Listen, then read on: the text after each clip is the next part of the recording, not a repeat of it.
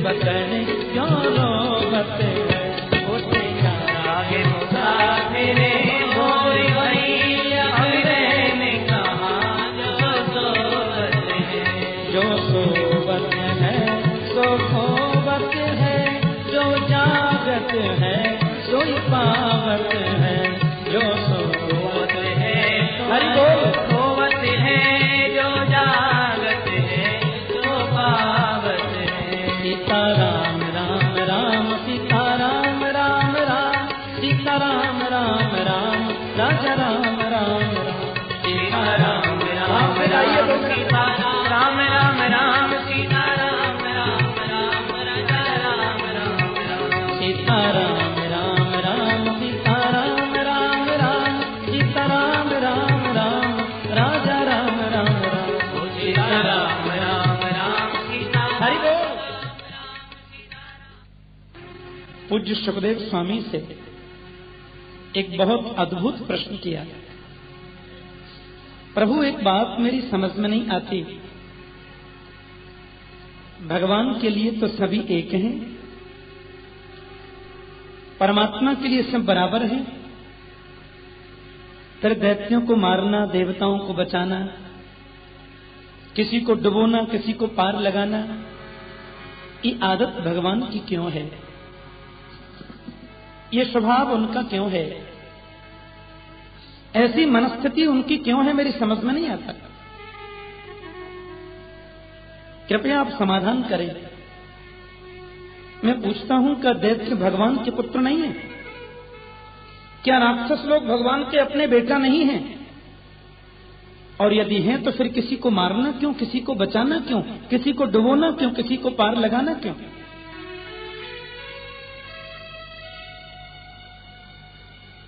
मेरी समाधान करें।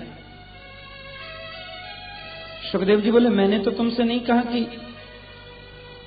भगवान किसी को मारते हैं किसी को बचाते हैं, बोलो और 3 दिन से मैं सुन क्या रहा हूं महाराज, मैंने तो यही ज्यादा सुना, राक्षस को मार दिया, देवता को बचा लिया, दुष्ट को डुबो दिया, प्रेमी को पार लगा दिया, ऐसा क्यों?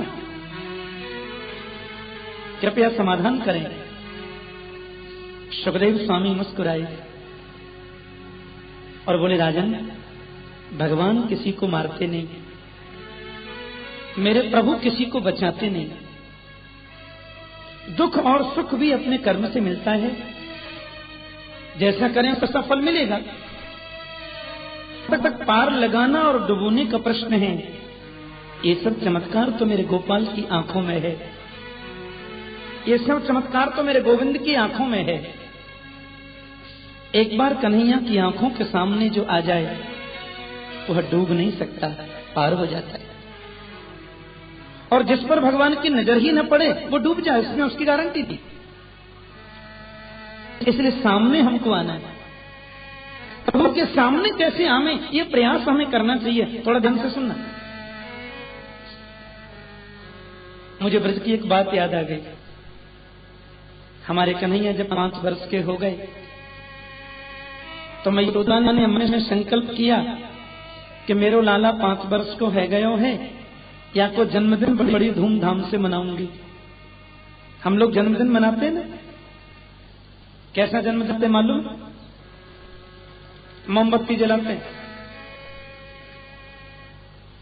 और मोमबत्ती जला करके फिर बेचा से बोलते हैं तो बता दे, जीवन भर अंधेरा तो भी रहे, और फिर बेचा फूंक मार के मोमबत्ती बुझाता है, फिर ताली बजा के कमर मटका के भगवान जाने अंग्रेजी में क्या गाते हैं, बोलो जय श्री कृष्ण।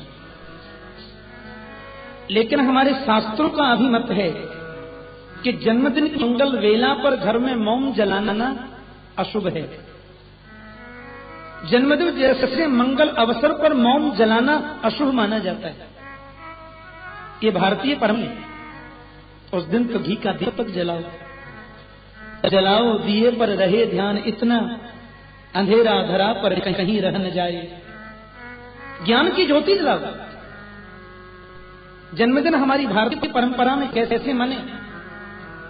जिस बालक का जन्मदिन हो उसके हाथ से गो पूजन कराओ, किसी मंदिर में बच्चे के हाथ से अर्चना कराओ, ब्राह्मण संतों की सेवा कराओ, गरीबों के लिए अन्न आदि वितरण कराओ, और यदि संभव हो सके तो एकादश ब्राह्मणों को घर बुलाकर संहिता का पाठ कराओ, वेद का पाठ कराओ।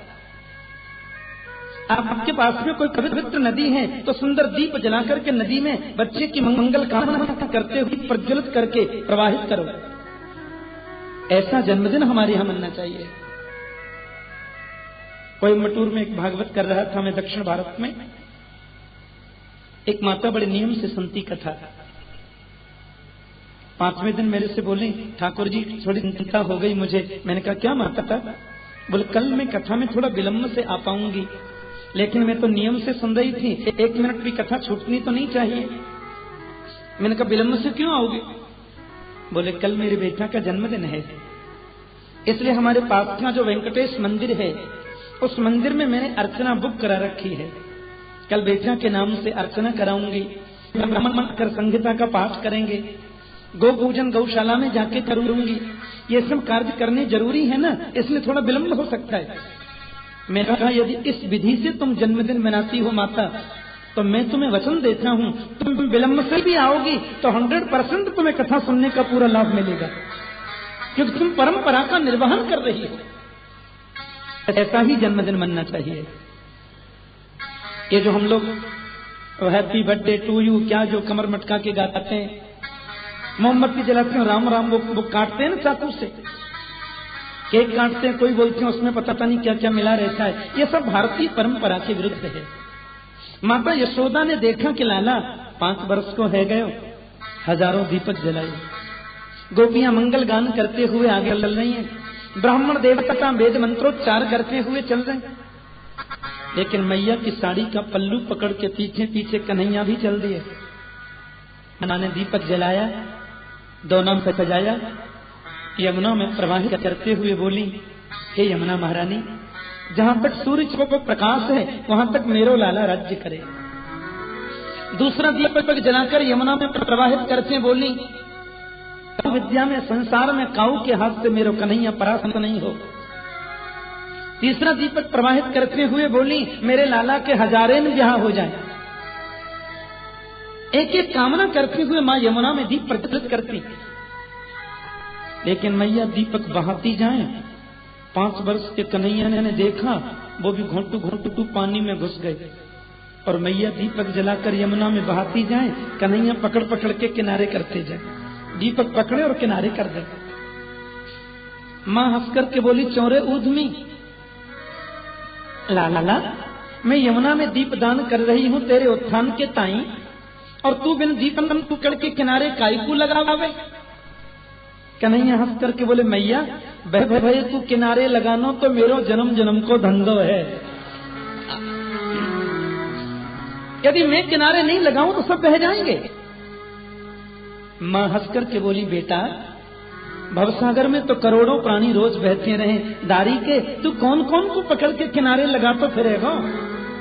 कन्हैया बोले, भवसागर में भले ही करोड़ों प्राणी बने माता, लेकिन मैं किनारे वाही को लगाऊं जो बहते बहते मेरे सामने आ जाए। सन्मुख होय जीव मोहि जबहि, सन्मुख होय जीव मोहि जबहि, सन्मुख होय जीव मोहि जबहि, सन्मुख होय जीव मोहि जबहि, जन्म कोटि अभिनाश हूँ तबहि, जन्म कोटि अभिनाश हूँ तबहि, जन्म कोटि अभिनाश हूँ तबहि, जन्म कोटि अभिनाश हूँ तबहि, उमा दारू जो सिद्धि नाही, उमा दारू जो सिद्धि नाही, सबहि नचावत राम गुसाई, सबहि नचावत राम गुसाई। एक बार जीव परमात्मा के सामने आ जाए तो उसको प्रभु बहने नहीं देते, और कोई सामने ही न आवे तो भगवान की गारंटी नहीं है। और ध्यान देने की बात यह है कि भगवान के सामने जाने का मतलब क्या है, परमात्मा के सन्मुख पहुंचने का मायने क्या है। जो जितनी भगवान की याद ज्यादा करेगा वो उतना ही प्रभु के सामने पहुंचेगा। और भगवान के सामने जो पहुंच गया वो निश्चित रूप से पार होगा, इसमें दो राय नहीं है। अब सामने जाने का मतलब क्या है? चिंतन बढ़े, किसी भी प्रकार से तन्मयता बढ़े, भगवान की याद जो है वो उत्तरोत्तर बढ़े। जितनी याद बढ़ेगी उतनी हम सामने जाएंगे। सुखदेव का प्रसंग याद आ गया। तुम्हारे बड़े बाबा जो युधिष्ठिर जी थे ना, एक बार उन्होंने बहुत बड़ा यज्ञ किया, राजसूय यज्ञ इंद्रप्रस्थ में, जिस इंद्रप्रस्थ को बाद में लोगों ने दिल्ली बना दिया। अब इंद्रप्रस्थ में यज्ञ चल रहा था तो प्रश्न हुआ कि पहले पूजा किसकी की जाए। छोटे भाई सहदेव खड़े हो गए, विद्वान संत ब्राह्मणों की सभा। सहदेव ने कहा, हमारे जीवन, हमारे प्राण, हमारे गुरु, हमारे स्वामी, हमारे मालिक, सर्वस्व श्री कृष्ण हैं, इसलिए इस यज्ञ में प्रथम पूजा का अधिकार भी केवल कृष्ण को मिलना चाहिए। अब इतना सहदेव का कहना था कि सभा में बैठा था शिशुपाल। राजन, शिशुपाल खड़ा हो गया और उसने शुरुआत ही गालियों से करी। इस ग्वारिया की पूजा, जिसके माता पिता का पता नहीं, जिसकी बिरादरी का पता नहीं, जो जीवन भर माखन चुराखन के गोकुल में क्रिया किया, जीवन जिसका गौ चराते चराते 20 या 4 दिन से द्वारिका का राजा हो गया, तो पूजा का अधिकारी बन गया। पांडवों के सामने कोई गोविंद को गाली दे दे। अर्जुन ने गांडीव उठा लिया, भीमसेन ने गदा उठाई। मेरे प्रभु ने इशारा कर दिया, नहीं, कोई कुछ नहीं कहेगा। 101 गाली उसने जैसे ही पूरी की, मेरे गोविंद की सुदर्शन चक्र निकल करके आया और सुदर्शन चक्र ने शिशुपाल के सिर को धड़ से अलग कर दिया।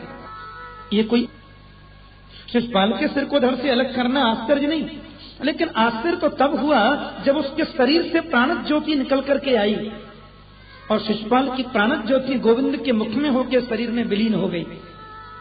इसको सायुज्य मुक्ति कहते हैं, परमात्मा के विदायुज्य मुक्ति।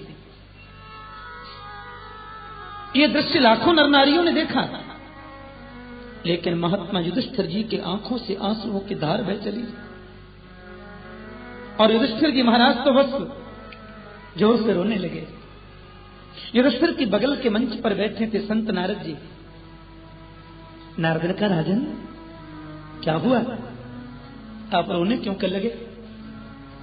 युधिष्ठिर बोले, महाराज ये क्या हो रहा है?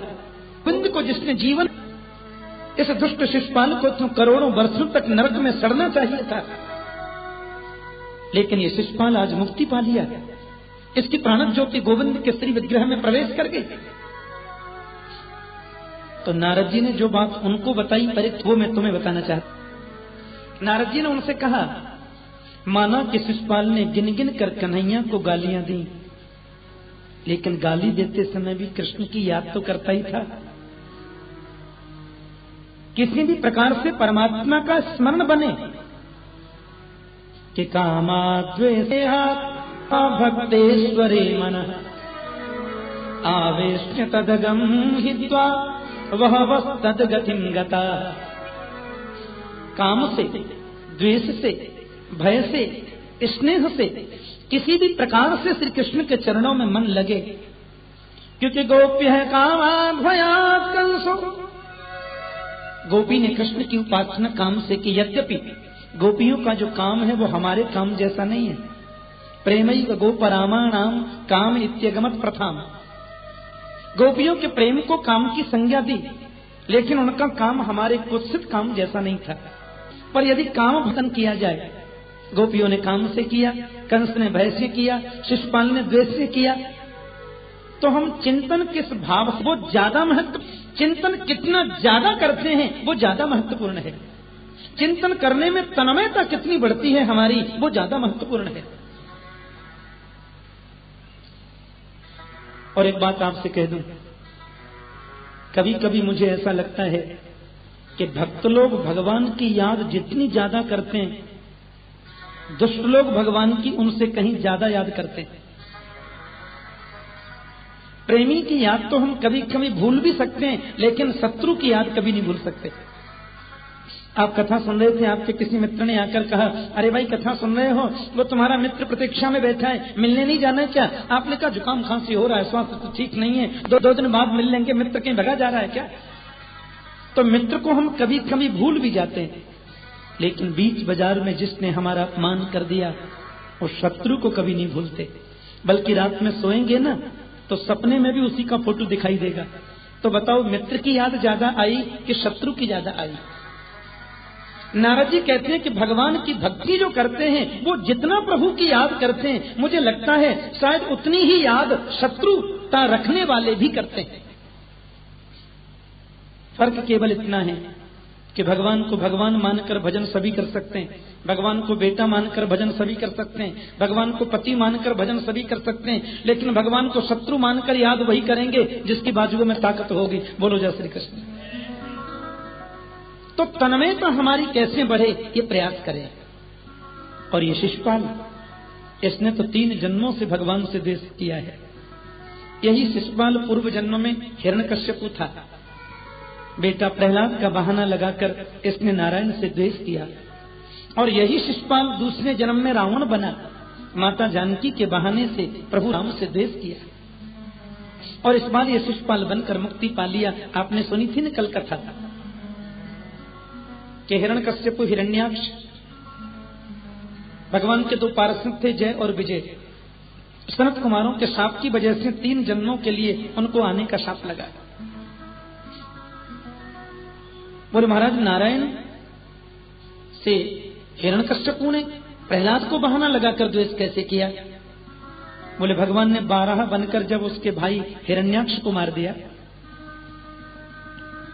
तो हिरण्यकश्यपु ने परिवार के लोगों को समझाया, उन्हें आत्मा का उपदेश किया। लेकिन ये उपदेश करने के बाद मन में स्वयं के द्वेष है। बहुत शांति से सुनना, मन में स्वयं के द्वेष। प्यार से बोलो जय श्री कृष्ण। और उसी दिन से हिरण्यकश्यपु ने नारायण से द्वेष ठान लिया। मेरे भाई को मारने वाले से मुझे बदला लेना है। और द्वेष भी इतना बढ़ गया कि नारायण का नाम सुनना भी उसे पसंद नहीं। हिरण्यकश्यपु की पत्नी का नाम है कयाधु और उसके 4 बेटे हैं, हलाद, अनुलाद, संगलाद और प्रहलाद। जब वो तपस्या करने के लिए गया, ब्रह्मा जी से अजर अमर होने का वरदान प्राप्त करके लौटा। यहां आने पर प्रहलाद जी का जन्म हुआ। बिल्कुल शांति से सुनिए, बड़ा सुंदर प्रसंग है। वैसे 2-3 दिन में अभी एकाग्रता मेरी कुछ बन नहीं पा रही है। प्रहलाद जी का जन्म हुआ। हिरण्यकश्यपु ने सोचा कि मेरे समान ये बालक भी तपस्वी, तेजस्वी, मनस्वी, यशस्वी बने और हमारे जो राक्षस कुल की परंपरा है उसका ये निर्वहन करे।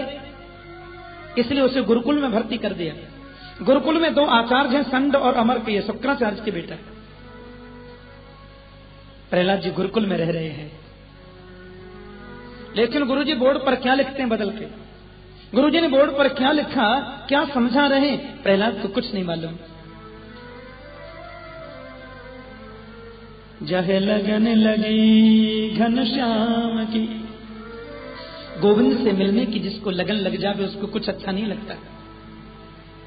सुखदेव भगवान कहते हैं कि क्वचित रुदति वैकुंठ चिंता सबलते तसत।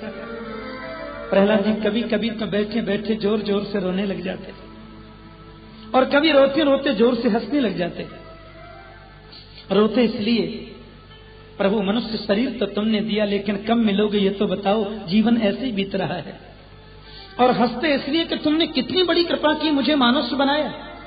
यदि पशु शरीर में होता तो इतना भी नहीं हो पाता। कभी जोर से नृत्य करने लग जाते हैं तो कभी बैठ करके रोने लग जाते हैं, क्योंकि कृष्ण ग्रह ग्रहित आत्मा नवेद जगदीदृशम। कृष्ण रूपी ग्रह ने प्रहलाद की आत्मा को ग्रहण कर लिया है। ये खींचता है। एक बार इसके चक्कर में कोई पड़ जावे, आहा, एक बार कन्हैया की तिरछी चितवन कोई देख ले, लखी जिन लाल की मुस्कान, लखी जिन लाल की मुस्कान, ताहि बिसरी वेद विधि जप योग संयम ध्यान नेम व्रत आचार पूजा पाठ गीता ज्ञान रसिक भगवत द्रग दही अस खेच के मुख म्यान। एक बार मेरे गोविंद के प्रति जिसका मन लग जाए और ये जबरदस्ती खींचता है, आपको तो जरा सा प्रयास करना है, फिर तो वो अपने आप खींचेगा। भारत में एक राजा हुआ, बादशाह, और उसके दरबार में बड़े अद्भुत कवि थे रसखान। रसखान जी दरबारी कवि थे। और सज्जनों, बादशाह की दो जगह राजधानी थी, छोटी राजधानी हरिगढ़ में और बड़ी राजधानी दिल्ली में, जिस हरिगढ़ को आजकल अलीगढ़ बोलते हैं। एक दिन बादशाह ने हरिगढ़ में बैठे बैठे लोगों से पूछा, क्यों भाई जल्दी दिल्ली जाने का सीधा रास्ता कौन सा है? एक सज्जन खड़े होकर के बोले, महाराज दो रास्ते हैं दिल्ली जाने के। एक रास्ता तो है मथुरा वृंदावन होकर के, और दूसरा रास्ता लखनऊ से हरिगढ़ होकर के। तो ऐसा है कि हरिगढ़ होकर तो आप जाते ही रहते हैं, इस बार वृंदावन होकर के चलिए ना।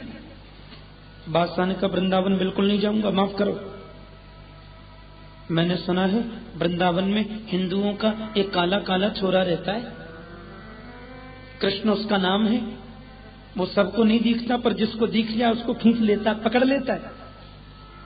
करसति जीवानाम चित्तम इति कृष्ण। अपनी ललित माधुरी, प्रिया माधुरी, रूप माधुरी, वेणु माधुरी के माध्यम से जीव के हृदय को अपनी ओर आकृष्ट करके उस हृदय में जो भक्ति का बीज बो दे, वे उसी को कृष्ण कहते हैं। मेरे को नहीं जाना वृंदावन, माफ करो। बस ये करंट लग गया रसखान जी को। रसखान बोले, तो महाराज आप सीधे जाइए लखनऊ से हरिगढ़ होकर, मैं वृंदावन होके आता हूं, देखो तो सही वो टेढ़ी टांग वाला कैसे पकड़ता है। बादशाह बोले, वृंदावन जाने का नाम मत ले भैया, एक बार उसके चक्कर में कोई पड़ जाए तो छोड़ता नहीं है। बोले, मैं आपको वचन देता हूं, 1 घंटे वृंदावन रुक के दिल्ली पहुंच जाऊंगा। लखनऊ से बादशाह सीधे हरिगढ़ होकर के चले गए दिल्ली। रसखान जी आए वृंदावन। चलो रे मन श्री वृंदावन धाम। वृंदावन धाम चलने का संकल्प लिया। और जैसे वो मथुरा आए, मथुरा से वृंदावन 10-11 किलोमीटर है, लेकिन जो आकर्षण वृंदावन में वो मथुरा में नहीं। एक एक पैर वृंदावन की ओर बढ़ा रहे हैं। उनको एक अजीब सा आकर्षण होने लगा।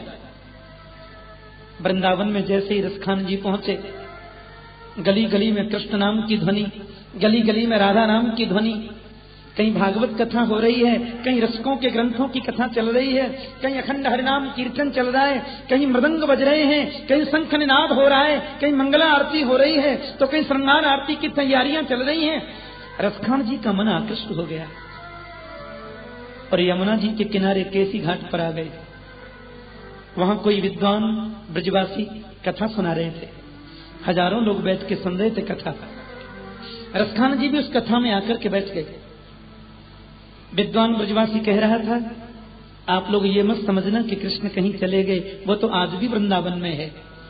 जिस यमुना के किनारे बैठकर के आप लोग कथा सुन रहे हैं, इस कलकल निनादिनी यमुना के किनारे कृष्ण आज भी गोचारण के लिए रोज आते हैं। इसलिए चिंतन करो, अनुभव करो कि उनकी ग्वाल मंडली के बीच में हम भी चल रहे हैं। कथा सुनते सुनते सुनते सुनते रसखान की समाधि लग गई और उन्हें ऐसा लगने लगा मानो मैं भी कृष्ण की ग्वाल मंडली के बीच में हूं। कब कथा पूरी हो गई, कब श्रोता उठ करके चले गए, रसखान को पता नहीं चला। 1 दिन निकला, 2 दिन निकले, 10 दिन निकले, 7 महीने पूरे हो गए। बादशाह बोला, मैं मना करता था मत जाओ वृंदावन, पकड़ लिया ना उसने। अपने सैनिकों से कहा, भैया ढूंढ करके लाओ, मिल जाए तो अच्छा है। अब सैनिकों के मन में तो उतनी श्रद्धा नहीं थी, इसलिए उनको वृंदावन में कुछ दिखाई नहीं देता। गली गली में ढूंढ रहे हैं, कहां है रसखान, कहां है रसखान, कहां है रसखान। और यमुना के किनारे आकर के देखा तो समाधि में रसखान बैठे, पूरे शरीर पर ब्रज की रज लगी है। माथे पर चंदन लगा है। सेनापति ने कहा रसखान तो ये बैठा। अरे रसखान जी, कोई जवाब नहीं दिया। अरे सुनते नहीं क्या? कोई जवाब नहीं दिया। एक सैनिक बोला इनको तो पकड़ लिया उस काले ने अच्छी तरह से। सभी लोगों ने रसखान के हाथ पकड़कर जोर से झकझोर दिया। सुनते नहीं क्या? रसखान की तुरंत समाधि टूटी। कहिए क्या बात है? सेनापति बोले हमको नहीं जानते। कौन है आप? अरे बादशाह का सेनापति। दिल्ली नहीं चलना क्या? कौन दिल्ली? और वही दिल्ली बादशाह की जहां के राजा हैं। कौन बादशाह? कौन दिल्ली? और वो बादशाह जिनके दरबार में तुम कविताएं सुनाते, हम लोगों का मनोरंजन करते, हमारे यहाँ के बहुत बड़े सभासद हो तुम। कैसी कविता, कैसा दरबार, कौन बादशाह और कैसी दिल्ली? मैं कुछ नहीं जानता भैया। मैं तो केवल एक बात जानता हूं कि मानुस हो तो वही रसखान। रसखान के नेत्रों से आंसू निकल पड़े। मैं तो सिर्फ एक ही बात जानता हूं कि मानुस हो तो वही रसखान। बसो ब्रज गोकुल गांव के ग्वारन, जो पशु हो तो कहा बस मेरो, चरो नित्यानंद की धेनु मजार। मानव का जन्म यदि मुझे कभी मिले तो श्रीधाम वृंदावन में मिले। मान लो मैं मनुष्य बनने के योग्य नहीं, पशु भी बनूं तो ब्रजमंडल में बनूं। अरे पशु भी नहीं बन सकता तो पत्थर का टुकड़ा बन जाऊं, लेकिन गिरिराज की तलहटी का बनूं। और इतना बनने का भी मेरा सौभाग्य नहीं है तो किसी लता पत्र का मैं कोई पत्ता बन जाऊं, लेकिन वृंदावन छोड़ करके अब नहीं जा सकता। सैनिक बोले क्या मिलेगा तुम्हें वृंदावन में? टूटे फूटे मकान, मिट्टी बालू में पड़े हो। दरबार में कितने तुम्हारा स्वागत, कालीनों पर तुम चलते और यहां मिट्टी में पड़े हुए हो। रसखान ने जवाब दिया कि याल कुटी अरु कामरिया पर, मेरा जित हूं पुर को तजदारो, आठ सिद्धि नवो निधि को, सुखनंद की गाय चराई विसारो। मेरे गोविंद की तिरछी चितवन, उनकी लकुटी और कारी कमरिया के ऊपर मैं त्रिलोकी के राज्य को वार करके त्याग सकता हूं, लेकिन एक मिनट भी वृंदावन छोड़ करके नहीं जा सकता। और जीवन में रसखान फिर दिल्ली नहीं आए। ऐसा पकड़ता है ये मुरली वाला। कृष्ण ग्रह ग्रहित आत्मा, कृष्ण रूपी ग्रह ने प्रहलाद जी की आत्मा को ग्रहण कर लिया। उनके पिताजी ने आकर के गले से लगाया, बेटा इतने दिन से तुम पढ़ रहे हो, बढ़िया से बढ़िया विद्या जो तुमने पढ़ी मुझे बताओ। प्रहलाद जी बोले तत् साधु मन्येश्वर। अच्छा नहीं होगा। बड़ी डांट लगाई, बड़ी फटकार लगाई, लेकिन प्रहलाद का कनेक्शन तो जुड़ चुका है ना। तू दयालु दीन हो, तू दानी हो भिखारी, तू दयालु दीन हो, तू दानी हो भिखारी, तू दयालु दीन हो, तू दानी हो भिखारी, तू दयालु दीन हो, तू दानी हो भिखारी, हो प्रत्येक बात की तू पाप पुंज हारी, तू दयालु दीन हो। गोस्वामी जी का भजन भिखारी, तुलसीदास जी का बड़ा प्रिय भजन। भगवान के सामने गोस्वामी जी बैठे थे और बोले राम जी मैं कितने गिनाऊं, मेरा तुमसे कितना संबंध है, मैं कैसे बताऊं। नाथ तू अनाथ को अनाथ कौन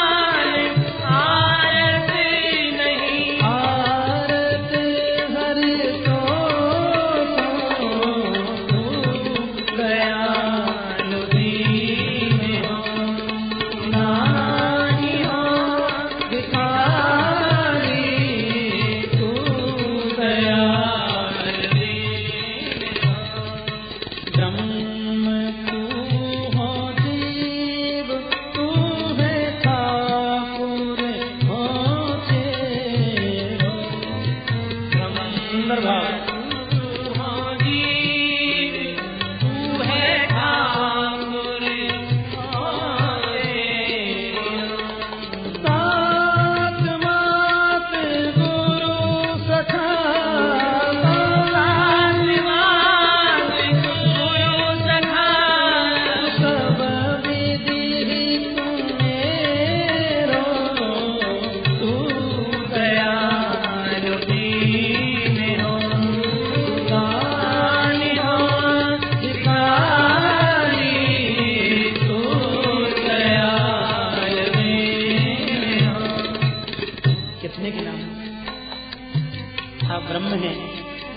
मैं जीव हूँ, तुम ठाकुर हो, मैं दास हूँ। तात मात गुरु सखा सब आप ही तो मेरे हो। और अंत में गोस्वामी जी ने कहा, कितने संबंध गिनाऊं, मुझे नाम याद नहीं है, इसलिए तुम्हारे ऊपर छोड़ा। तो ये मोहे नाते अनेक मानिए जो भावे।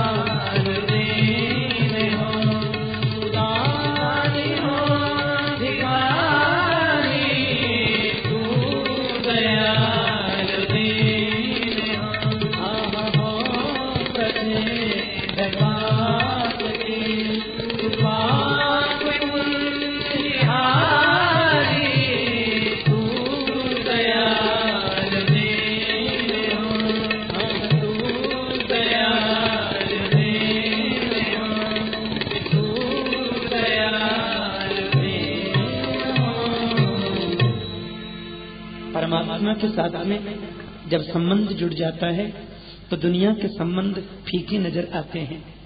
हिरण्यकश्यपु ने जब आज पुनः गोदी में लिया, बेटा बढ़िया से बढ़िया विद्या जो तुमने पढ़ी वो मुझे बताओ। प्रहलाद जी ने सोचा कि पिताजी जब भी पूछते अच्छी विद्या पूछते, और गुरुकुल में तो अच्छी पढ़ाई नहीं जाती, इसलिए मैं वह विद्या बताऊं जो वास्तव में मेरे को आती है। बोले श्रवणम कीर्तनम विष्णु स्मरणम पाद सेवनम अर्चनम वंदनम दास्यम सख्यमात्म निवेदनम। पिताजी मुझे 9 विद्या आती हैं। पहली विद्या है परमात्मा की कथा सुनना, और जिसकी कथा सुनना उसका कीर्तन करना, ये दूसरी भक्ति है। और जिसका कीर्तन करना उसी का स्मरण करना, ये तीसरी भक्ति है। और जिसका स्मरण करना उसका पाद सेवन चतुर्थ भक्ति है। और जिसका चरण वंदन किया जाए उसी के चरणों में साष्टांग प्रणमन करके उसकी दिव्य वंदना की जाए। और नवधा भक्ति में जो अंतिम 3 हैं, दास्य निवेदन, परमात्मा का दास बन जाना। अहम ही नारायण दास दास दासानुदास स्थित दास दास तद्भृत्य भृत्य परिचारक भृत्य भृत्य भृत्यस्य भृत्य इमाम स्मरलोकनाथ। दास बनकर के जीव जब चरणों में लेट जाता है तो प्रभु उसको उठाकर गले से लगाते, ये सख्य भाव है। और आत्मनिवेदनम, अपना सर्वस्व प्रभु को समर्पित कर देना। तेरा तुझको अर्पण क्या लागे मेरा, ओम जय जगदीश हरे। मम नाथ यदस्ति योस्मि हम सकलम सद्धितवैव माधव। मैं कौन सी ऐसी चीज है जिसको अपनी कहकर आपको समर्पित करूं, सर्वस्व आपका ही तो है। ये भक्ति के 9 प्रकार हैं पिताजी। हिरण्यकश्यपु ने गोदी से पटक दिया, मेरे कुल में कलंक पैदा हो गया, और जो प्रहलाद को मार देगा मैं उसे पुरस्कृत कर दूंगा। सब लोग जानते कथा। प्रहलाद को मारने के कितने प्रयास किए, पानी में डाला, अग्नि में जलाया, जेल में बंद रखा, भूखा प्यासा रखा, लेकिन बाल बांका नहीं हुआ। लोगों ने फिर कहा हो सकता है बच्चों के बीच में जाएगा, अपने सहपाठियों के मध्य में बैठेगा, उनकी बात मान जाए। हिरण्यकश्यप जी ने गुरुकुल में फिर भेज दिया। हजारों असुर बालकों ने प्रहलाद को घेर लिया और ये सुनने का प्रसंग है। बालकों ने प्रहलाद से कहा, प्रहलाद तू इतनी जिद क्यों करता है? पिटाई तुम्हारी होती है, तकलीफ हमें होती है, भूखा तुम्हें रखा जाता है, तड़फन हमें होती है, जलाया तुमको जाता है, जलन हमें होती है, क्यों जिद करता है? भगवान के चरणों में अभी से मन क्यों लगाता है? तुम्हारे पिता को जो चीज पसंद नहीं वो तुम्हें क्यों प्रिय है? और यदि भजन करना है तो बुढ़ापे में कर लेना, अभी से भगवान के पीछे काहे को पड़े? प्रहलाद जी के नेत्रों में आंसू आ गए और अपने मित्रों को समझाते हुए बोले, मेरे मित्रों के कहुमार आचरेत प्राज्ञो धर्मान भागवतानिह दुर्लभं मानसं जन्म तदप्यध्रुवमर्थदम्। बचपन से जिसने भागवत धर्म का अनुशीलन नहीं किया, भगवत चरणों में अनुरक्ति नहीं जगाई, वो बुढ़ापे में क्या करेगा? बचपन के संस्कार ही बुजुर्ग होने पर काम आते हैं। परमात्मा की कृपा से दुर्लभ मनुष्य शरीर मिला है, बोलने को वाणी मिली, सुनने को कान मिले, फिर इसका दुरुपयोग क्यों किया जाए? केवल सुख भोगना ही यदि मानवता तुम समझते हो तो ये सब तो पशु पक्षियों को भी प्राप्त है, फिर हमारी विशेषता क्या हुई? और मैं सत्य कहता हूं तुमसे कि जिन्हें तुम अपना मान रहे हो वो तुम्हारा है, इसकी गारंटी नहीं है। यदि वो तुम्हारा है तो मरने के बाद साथ नहीं जाता। यदि वो तुम्हारा है तो जन्म से पहले कहां था तुम जानते नहीं। ये पूरा चक्कर जन्म के बाद और मरने के पहले ही क्यों है? एक स्वप्न है, एक वहम है। बचपन खेल में बीत जाता, युवावस्था स्त्री संग में बीत जाती, बुढ़ापा रोग में, और फिर ऐसे ही हम चले जाते। परमात्मा से प्रेम करो, भगवान के चरणों में कनेक्शन जोड़ो। बच्चों ने कहा तो कनेक्शन जुड़ता कैसे है? बोलो केवल कीर्तन करने से। चैतन्य महाप्रभु ने आदेश किया, हरेर नाम हरेर नामैव केवलम कलौ नास्त्येव नास्त्येव नास्त्येव गतिरन्यथा। कलयुग में तो विशेष रूप से भगवान नाम के अलावा मुक्ति का दूसरा कोई साधन नहीं है। लेकिन सतयुग त्रेता द्वापर में भी भगवान नाम का महत्व तो श्रेष्ठ था ही। इसलिए प्रभु के नाम का गान करो। मैं कहीं कथा करने जा रहा था तो हवाई जहाज में मेरी बगल की सीट पर कोई मौलवी साहब बैठे थे, बांग्लादेश के मौलवी थे। उनके चेहरे से लग रहा था कुछ पढ़े लिखे हैं। हम लोग तो विमान में पानी वानी भी पीते नहीं, कुछ लेते नहीं। मैं किसी संत का कोई ग्रंथ पढ़ रहा था, शायद विनोबा भावे जी का कोई ग्रंथ देख रहा था। अब वो बांग्लादेशी मौलवी बार बार मेरी ओर देखे और बोले, 2.5 घंटे से हवाई जहाज में आदमी बैठा है, न पानी पीता है, न सौंफ लेता है, न टॉफी लेता है। एक तो हम लोगों का यूनिफॉर्म जरा दूसरे ढंग का होता है। बार बार मुझे देखने लगे, फिर मेरे से पूछने लगे, माफ करना आप हिंदू हैं? मैंने कहा कट्टर हिंदू हूं। क्या बात है, बोलो। नहीं, मैं तो आजकल कोई रिसर्च कर रहा हूं कुछ धर्मों पर, उसी के बारे में मैंने सोचा आपसे कुछ पूछ लूं। मैंने कहा कहिए।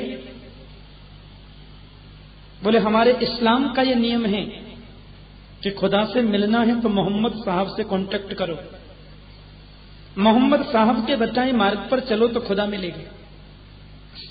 ईसाइयों के यहां का नियम है कि परमात्मा से मिलना है तो परमात्मा का बेटा जो यीशु मसीह है उसके बताए मार्ग पर चलोगे तो प्रभु मिलेगा। आपके वैदिक हिंदू सनातन धर्म का नियम क्या है?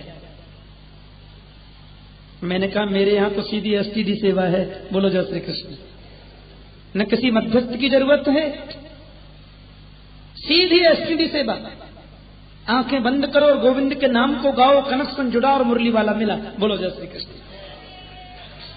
भाय कुभाय अनख आलसहु, नाम जपत मंगल दिस दसहु, कल जुग केवल नाम अधारा, सुमिर सुमिर नर उतर ही पारा। झाड़ू लगाते हुए कीर्तन करने से भी गोविंद मिल जाता है। सनातन धर्म के अलावा इतना सहज साधन प्रभु से मिलने का दुनिया में कहीं नहीं। हम झाड़ू लगा रहे हैं घर में और गा रहे हैं श्री कृष्ण गोविंद हरे मुरारे, हे नाथ नारायण वासुदेवा। भोजन बना रहे हैं, पूड़ियां बेल रहे हैं और गा रहे हैं श्री कृष्ण गोविंद हरे मुरारे, हे नाथ नारायण वासुदेवा। चलते फिरते उठते बैठते खाते पीते सोते हंसते नाचते गाते, शुद्धि में अशुद्धि में, भाव से बिना भाव से, कैसे भी प्रभु की याद करो वो तुम्हें जरूर मिलेगा। ऐसी एसटीडी सेवा सीधा कंकौल और कहीं नहीं है।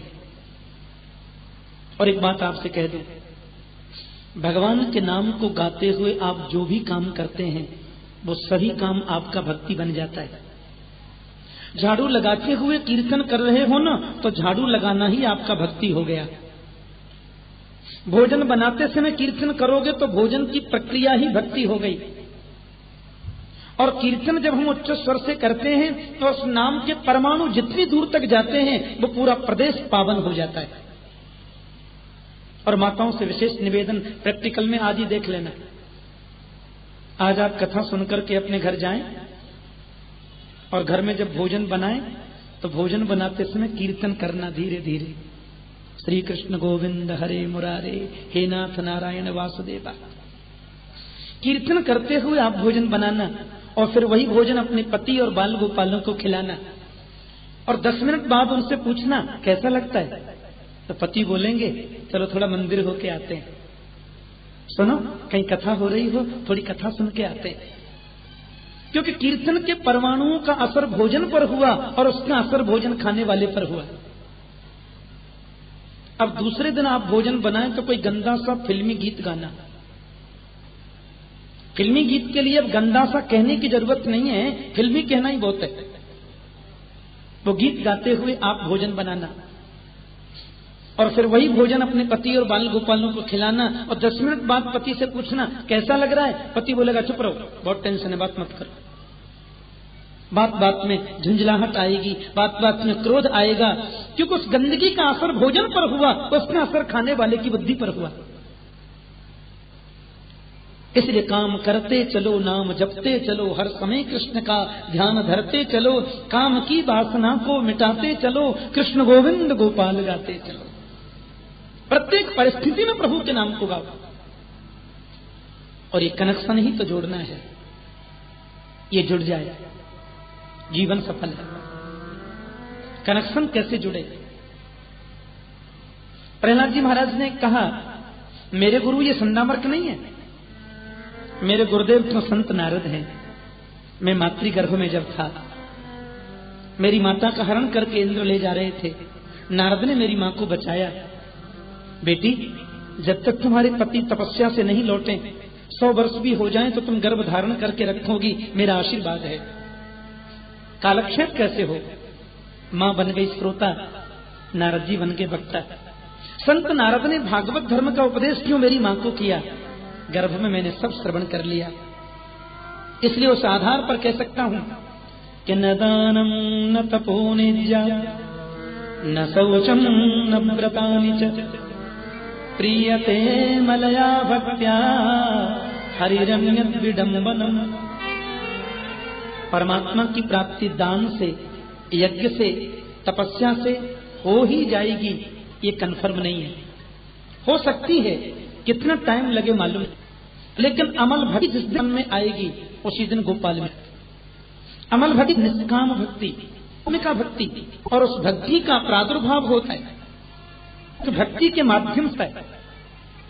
कोई मौलवी साहब क्या कर रहे थे मस्जिद के सामने, चादर बिछा के, 80 वर्ष की उम्र होगी थे। जित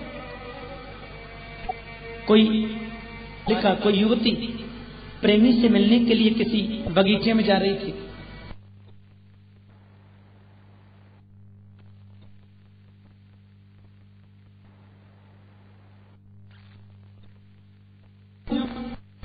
जल्दी जल्दी जा रही थी, शर्म मैं खुदा की रहा था और ये चप्पल पैर रख करके चली गई। लो युवती आई तो मौलवी साहब बोले, जरा भी संकोच नहीं, जरा भी लज्जा, मैं खुदा की इबादत था, नमाज पढ़ रहा था और तू चप्पल पहन पर पैर रख के चली गई। उस युवक का माफ करना, मुझे नहीं मालूम कि चादर पर पैर रख गया, मुझे नहीं मालूम। इसका मतलब मैं 80 वर्ष का बूढ़ा झूठ बोलूंगा? मैंने देखा कि तुम चदरिया पर पैर रख करके चली गई सामने से। बालिका बड़ी हंसी और मौलवी साहब से बोली, बुरा नहीं मानो तो एक बात कहूं? कहो। बोले, मैं नर राची ना लखी, मैं नर राची ना लखी, तुम कत लख्या सुजान, पढ़ी कुरान बहुरा भया, तेने राख्यो नहीं रहमान। बाबा, अपने प्रेमी से मिलने का मैंने समय दिया था, उसको मिलने मुझे समय पर बगीचे में पहुंचना था। मेरे मन का कनेक्शन उस प्रेमी से जुड़ा था। कौन नमाज पढ़ रहा है, किसकी चादर बिछी है, मुझे नहीं मालूम, क्योंकि मेरा मन तो उधर जुड़ा था ना। लेकिन माफ करना, तुम खुदा की इबादत कैसे कर रहे थे, तुम खुदा की नमाज अदा कैसे कर रहे थे कि खुदा को याद करने से भी ज्यादा तुम्हें मेरे पैर रखने की बात ज्यादा याद है। यदि वास्तव में तुम्हारा मन खुदा में होता तो कौन सामने से निकल गया, तुम्हें पता ही नहीं चलता। इसका मतलब यह है कि मन अभी खुदा में नहीं, खुटका में लगा हुआ है। उसमें लगता तो पता ही नहीं चलता। मन को गोविंद से जोड़ना है तो कीर्तन करो, कीर्तन से मन एकाग्र। एक और बात कह दो, कलयुग में जो ध्यान धरते हैं उनको वंदन, उनका विरोध नहीं, लेकिन कलयुग में ध्यान धरने की अपेक्षा ध्यान रखना ज्यादा जरूरी है। आप ध्यान लगाने बैठिए, मन आपका मरीन ड्राइव पे बंबई में घूमेगा। ध्यान लगाने बैठिए तो मन दिल्ली में घूमेगा। ध्यान के माध्यम से मन एकाग्र होगा, बड़ा कठिन कार्य है, लेकिन कीर्तन करने से मन एकाग्र भी हो जाता है। आप देखना प्रैक्टिकल में, कभी भी हम लोग जब बोलते हैं श्री राम, तो र और म के बीच में जितने सेकंड का समय है उतने सेकंड में आपका मन कभी बाहर नहीं जा सकता। कभी भी देखना, ध्यान लगाने बैठोगे तो मन चंचल हो सकता है, लेकिन राम नाम जब उच्चारण करेंगे जोर से तो र और म के बीच का जितना टाइम है उतने समय आपका मन बाहर नहीं जा सकता, एकाग्र ही रहेगा। असुर बालकों से प्रहलाद ने कहा, सारी परिस्थितियों का वर्णन किया, संसार की असारता बताई, भक्ति का व्याख्यान किया और फिर बोले इसको प्राप्त करने के लिए एक ही साधन है, हरि भजन बिना विश्राम नहीं, हरि भजन बिना विश्राम नहीं, हरि भजन बिना विश्राम नहीं, हरि भजन बिना विश्राम नहीं, श्री राम बिना आराम नहीं, श्री राम बिना आराम नहीं, श्री राम बिना आराम नहीं, श्री राम बिना आराम नहीं, गोविंद बिना सुख शांति नहीं, गोविंद बिना सुख शांति नहीं,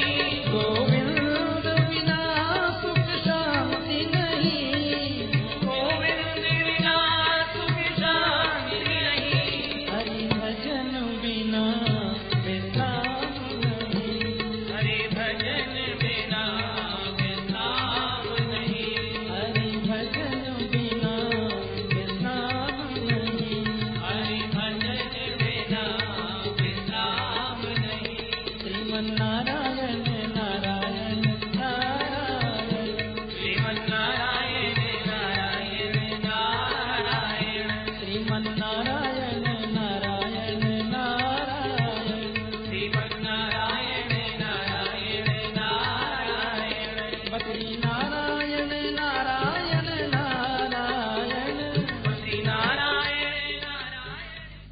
हिरण्यकश्यपु दौड़े आए, प्रहलाद को पकड़ लिया, बार बार तुम्हें समझाने का प्रयास किया, सुनता नहीं। हे दुर्विनीत मंदात्मन कुलभेद कराधम स्तब्धम मत्सासनोद्भूतम नेस्ये त्वाद्यमक्षयम। अरे दुर्विनीत, अरे मंदात्मन, बार बार तुम्हें समझाने का मैंने प्रयास किया, लेकिन तूने मेरी बात का अनादर किया। आज मैं तुमसे बात बाद में करूंगा, तेरे नारायण से निपट लेता हूं, बता वो है कहां। प्रहलाद जी बोले वो तो सब जगह है, सर्वत्र वो है। बोले यस्तया मंद भाग्योक्तो मदन्यो जगदीश्वर क्वासौ यदि च सर्वत्र कस्मा स्तंभेन दृश्यते। यदि तुम्हारा परमात्मा सब जगह है तो इस खंभे में क्यों नहीं है? बोलो जय श्री कृष्ण। इस खंभे में क्यों नहीं है? प्रहलाद जी बोले दृश्यते, मुझे दिखाई देता है। एक निवेदन करूं, भगवान उस समय खंभे में थे, आज नहीं है, ऐसी बात नहीं। परमात्मा तो आज भी प्रत्येक खंभे में निवास करता है, पर अभी खंभे से उसको प्रकट करने के लिए प्रहलाद नहीं रहा। कि सूर अनेक फिरे कणमागत,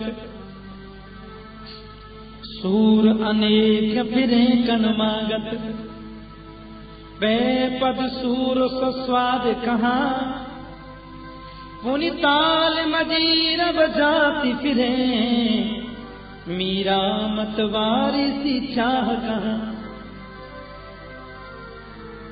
सिया राम कथा कितनों ने लिखी, सिया राम कथा कितनों ने लिखी, तुलसी जैसी मर्याद कहाँ, नरसिंह बसे प्रतिखम्मन में, पर काढ़न को प्रहलाद कहाँ। नरसिंह बसे प्रतिखम्मन में, पर काढ़न को प्रहलाद कहाँ। प्रहलाद ने कह दिया आज भी है। उसने जोर से तलवार का प्रहार किया। तलवार का जब प्रहार किया, मेरे प्रभु खम्भे से नृसिंह बनकर प्रकट हो गए। बोले नृसिंह भगवान की। नृसिंह रूप लेकर के आ गए, बड़ी बड़ी मूछें, बड़े बड़े दांत, विकराल चेहरा, देखते एकदम डर लगे। लेकिन भगवान सुखदेव जी कहते हैं कि सत्यम विधातुम निज भृत्य भासितम, व्याप्तिम च भूते सखिलेषु चात्मना, अदृश्यतात्यद्भुत रूपमुद्वहम्, स्तंभे सभायाम न मृगम न मानुषम। अपने नन्हे से बालक की बात रक्षा करने के लिए भगवान नरसिंह बनकर के प्रकट हो गए। मुख है शेर का, शरीर है मानव का। ऐसा अद्भुत रूप लिया। एक बार तो हिरण्यकश्यप थोड़ा भयभीत हो गया, लेकिन सोचने लगा मुझे कौन मार सकता है, ब्रह्मा ने वर दिया। और लड़ते लड़ते जब सायंकाल का समय हुआ, मेरे ख्याल से यही समय था, या और 10-5 मिनट में आ जाएगा वो समय, भगवान ने उसको पकड़ लिया, दरवाजे के बीच में लाकर अपनी जंघाओं पर डाल दिया और मुस्कुरा के बोले हम तुमको मारेंगे। हिरण्यकश्यप कहते हैं मुझे कोई नहीं मार सकता, छोटे मोटे देवता से बात नहीं करते अपन, सीधे विधाता जी से ही वरदान ले रखा है। भगवान ने कहा जितने वरदान तुमको ब्रह्मा ने दिए मैंने सब पूरे कर दिए, बताओ क्या मांगा। बोले पहला बार मांगा था न बाहर मरूं न भीतर मरूं। प्रभु बोले तुम ही बताओ तुम बाहर हो कि भीतर। वैसे फिलहाल तो मैं बीच में हूं साहब, लेकिन मार नहीं सकते क्योंकि मैंने वर मांगा था न ऊपर मरूं न नीचे मरूं। भगवान बोले ये भी तुम बताओ ऊपर हो कि नीचे।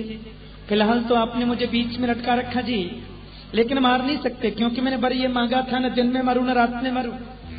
भगवान ने कहा ये भी तुम ही बताओ ये दिन है कि रात्रि है। बोले अभी तो दिन भी नहीं रात्रि नहीं, लेकिन आप मुझे मार नहीं सकते क्योंकि मैंने वरदान मांगा था न पशु से मरूं न मनुष्य से मरूं। भगवान बोले ये भी तुम ही बताओ हम पशु हैं कि मनुष्य हैं। बोले बाप जी तुम क्या हो ये तो तुम ही जानो, पशु भी नहीं हो मनुष्य भी नहीं हो, दोनों हो और दोनों ही नहीं हो। ऐसा रूप तो मेरे बाप दादाओं ने नहीं देखा, लेकिन फिर भी आप मुझे मार नहीं सकते क्योंकि मैंने वरदान मांगा था कि साल भर के 12 महीने में किसी में नहीं मरूं। भगवान बोले 13वां महीना मैंने तेरे लिए बनाया। बोले तेरे भी होते हैं क्या, अपन तेरे ही बोल देते, लेकिन फिर भी आप नहीं मार सकते, क्योंकि मैंने ब्रह्मा से वर मांगा कि हे विधाता जी, आपके द्वारा बनाई गई दुनिया में किसी के हाथ से नहीं मरूं। भगवान बोले ओ भले आदमी, हमको ब्रह्मा नहीं बनाता, बल्कि ब्रह्मा को हम बनाते। तो कौन है आप? बोले अपन नारायण है। नाम सुनते दौड़ने लगा, प्रभु ने पकड़कर जंघाओं पर डालकर पेट को चीर दिया। बोलिए नरसिंह भगवान की, बोलिए नरसिंह देव की जय। ऐसा विचित्र भगवान का स्वरूप। आचार्य सुखदेव भगवान कहते हैं, परमात्मा ने हिरण्यकश्यपु का उद्धार कर दिया, लेकिन कोप अभी शांत नहीं हुआ। सब देवता दौड़े दौड़े आए, भगवान की स्तुति करी। ब्रह्मा जी, वरुण जी, यम जी, कुबेर जी, सूरज जी, चंदा जी और जितने जी है ना, सबने स्तुति करी, लेकिन सामने कोई खड़ा नहीं होता। भगवान के स्वरूप को देखकर भयभीत हो गए। नारद जी ने कहा,